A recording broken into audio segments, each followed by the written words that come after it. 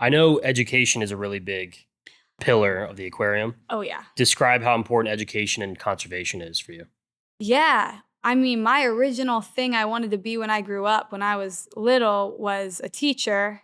And then my third grade teacher, shout out to Mrs. Height, I thought the world of her. I thought that she was a huge role model, and I just wanted to be her. So I was like, I'm going to be a third grade teacher. We hatch chicks in that class. I want to do, you know what I mean? I thought that was just the pinnacle. So I've always wanted to be an educator. I In college, I educated at Oklahoma Children's Theater. I taught there. And then it seems like everything that I do at the aquarium, or the projects that I really want to get going, they're always in the education vein. So it is really important to me. I do a homeschool class now. I'm working on a Patreon to expand the homeschool class to kids that might not be able to come directly to the facility, but could still benefit from the content.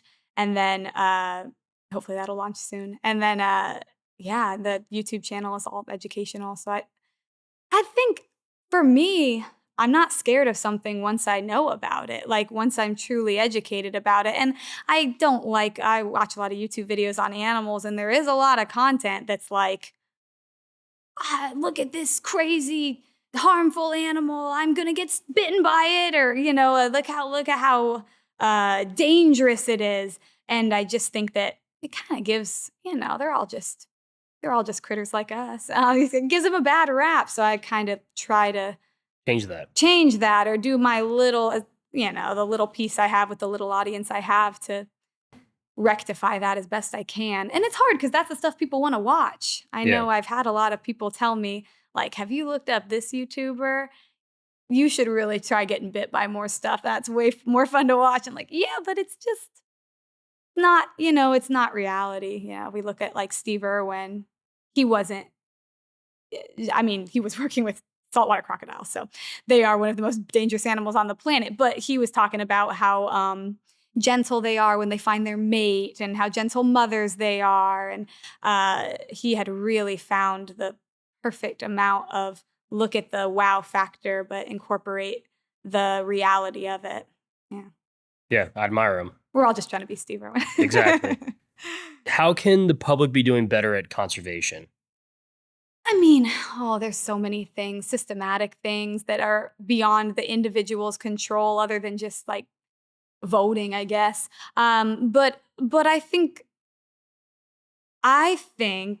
getting involved with nature in general, not separating ourselves from it, is the first step, personally. Because if you see a gecko in your house and you have a panic attack, it's going to be hard to care enough to do anything else to help the system, because so I think that that getting out there and seeing it, I don't know, go book a class if you have the means to try scuba diving.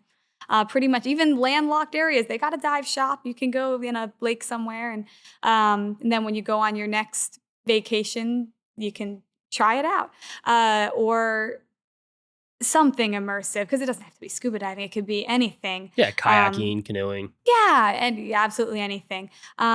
Because some of the more passionate people that I know, it's because that's how they grew up. They were immersed in it from a young age, or even as an adult, they got really interested in it and went out in the swamp and did crazy stuff, and they realized that, oh wow, this is really cool. And the feeling you get, especially when for me, especially when I'm solitary in nature, you can't replicate it.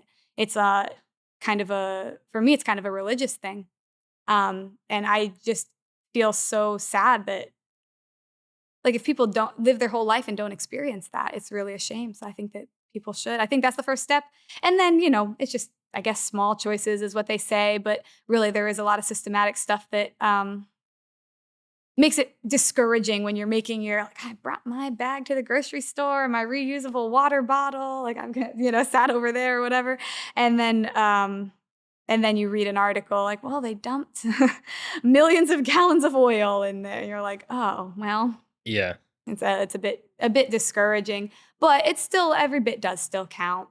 So definitely still try to do the small things, get involved with nature. And then I think we just need to use our voices and vote and hopefully get people up high in companies and in the government that will strive to make a change. Because yeah, it is if you pay too much attention to it, I kind of Yeah, it's numbing. sometimes get overwhelmed by the bad news of it. But if you look for it, there is good news too. New species being discovered all the time, and wins as well. Yeah, to be an advocate is really what you're Yeah, specifying, right? yeah, absolutely. Yeah. Yep.